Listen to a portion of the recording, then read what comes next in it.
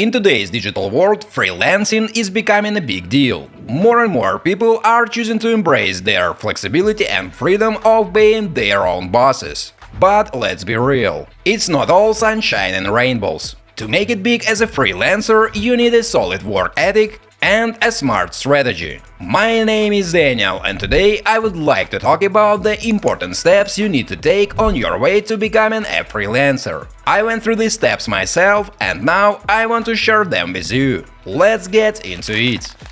Week 1. Getting started. We all have to start somewhere, right? Let's see what you can do at this stage. Step 1. Self-assessment and skill identification. First, you need to figure out what you are good at and what you enjoy doing. Maybe it's writing, graphic design, coding or marketing. Knowing your strengths is super important. Once you have got that down, think about the services you can offer based on these skills. This will help you get started on your freelancing journey with a clear idea of what you can bring to the table. Step 2. Research and market analysis. Now look up other freelancers in your chosen field to see what services they offer and how much they charge. Then identify potential clients and understand their needs by checking out job boards, freelancer platforms, and social media groups. This will give you a good sense of the market and help you tailor your services to meet clients' expectations. Next, step 3. Setting up your profile. Now you can create profiles on popular freelancing platforms like Upwork,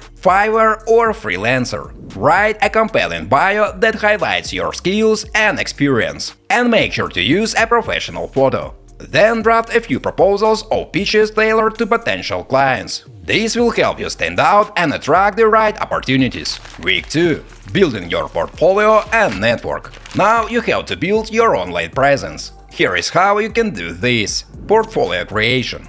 Gather any past work that showcases your skills. And if you don't have any, well, create some sample projects. Organize your work into a neat portfolio using platforms like Behance, Dribbble, GitHub, or even a personal website. This will help potential clients see what you can do and give them confidence in hiring you. A professional website is like your digital business card and portfolio. It's where you can show off your work, share your skills, and make it easy for clients to reach out to you. Using the services like Verpex hosting, you can build a website that really reflects your professional image and aligns with your brand. Make sure it's easy to navigate, so visitors can find what they are looking for quickly. Your website should look polished and professional, giving clients a great first impression of your work. Step 5. Networking.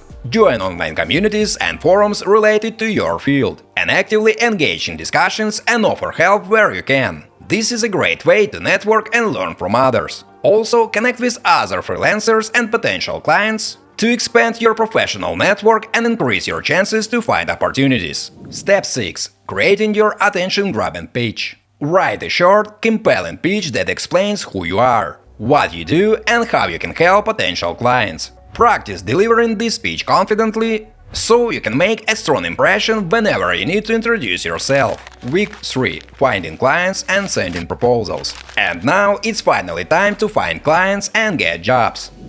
Job hunting.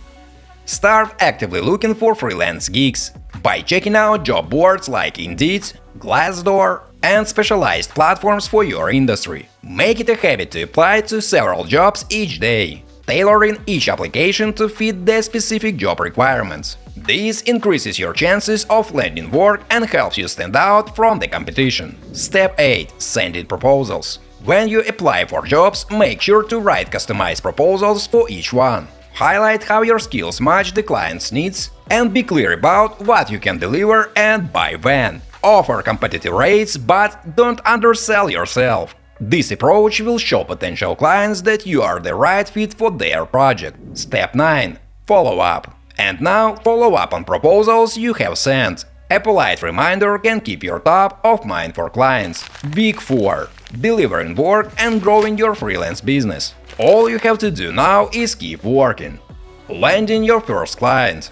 At this point, you can congratulate yourself on landing your first client. What you have to do now is focus on fully understanding their requirements. Make sure to communicate regularly and deliver high-quality work on time. This will help build trust and set the stage for more successful freelance opportunities in the future. Step 11. Building relationships. Once you have completed the project, ask for feedback from your client. Use this feedback to make improvements and refine your approach. Don't hesitate to request testimonials or reviews that can help build credibility for future clients.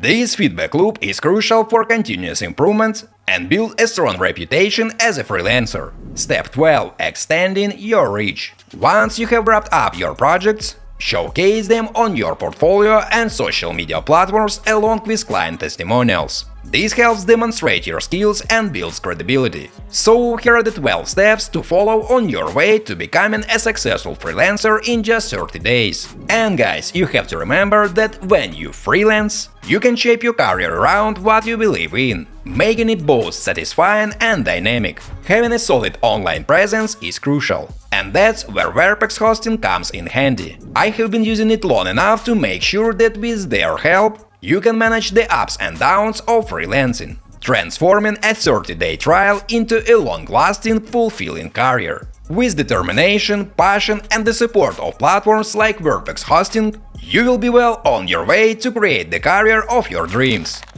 Final thoughts. My friends, it goes without saying that your freelance journey doesn't stop here. So take some time to reflect on your first months as a freelancer. Identify areas where you can improve, whether it's a client communication, project management, or refining your services. Looking ahead, plan your next steps to keep growing your freelance business. This could involve refining your pitch, expanding your client base, or learning new skills.